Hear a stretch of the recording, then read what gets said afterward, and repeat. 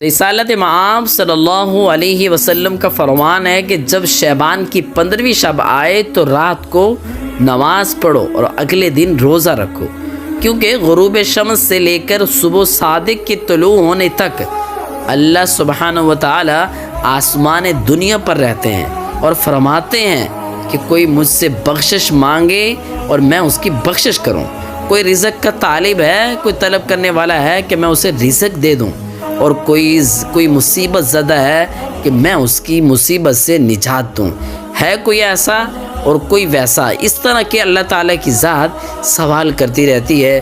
اللہ نے موقع دیا ہے، یاد رکھیں دنیا میں انسان آیا ہے، ایک نہیں دن جانا ہے، اور جانے سے پہلے تیاری کیا ہے؟ اللہ نے یہ چند راتیں دے رکھی ہیں، ایک لیلۃ القدر کی رات ہے، ایک شب قدر ہے، عید الاضحیٰ کی رات ہوتی ہے، عید الفطر کی رات بھی ہوتی ہے۔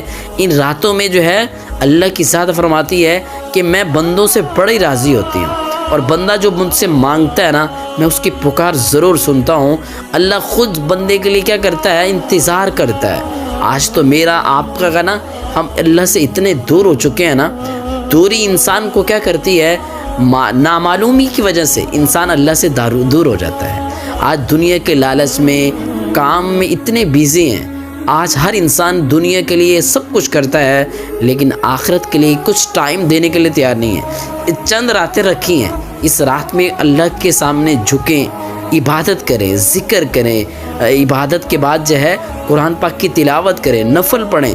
اللہ کی ذات فرماتی ہے میرے بندے تجھے ایک سجدہ تو نے کر دیا نا، تیرے ایک سجدے کا اخلاص مجھے قبول ہو جائے گا، اور میں تیرے ایک سجدے کا اخلاص مجھے نظر آ گیا نا تو تیری شاید اس پہ بخشش کر دوں۔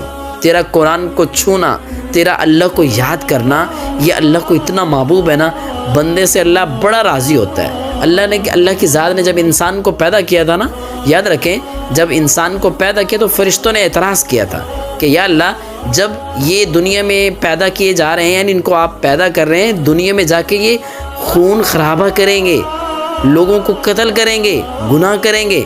فرمایا اچھا جو میں جانتا ہوں نا وہ آپ نہیں جانتے۔ تو جب یہ معاملہ اللہ کی ذات خود نا فرشتوں کو بھیجتی ہے، آؤ دیکھو کہ میرے بندے کیا کر رہے ہیں۔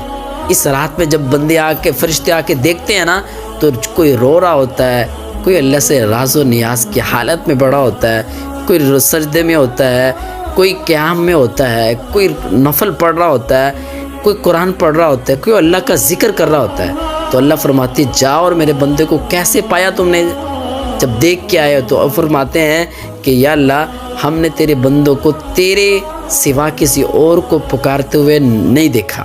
تو اللہ فرماتی جاؤ، اگر وہ مجھے پکار رہے تھے اور مجھ سے وہ معافی مانگتے تھے، اور وہ میرے لیے وہ مجھ سے کیا مانگتے تھے؟ فرمایا مغفرت مانگتے تھے۔ اللہ کی ذات فرماتی ہے خود میرے علو شان کی قسم، میرے بلند مرتبے کی قسم، میں نے تمہیں سارے لوگوں کی مغفرت کر دی۔ تو اس رات میں مغفرت کا دن ہے، رات ہوتی ہے تو ہمیں مانگنا چاہیے۔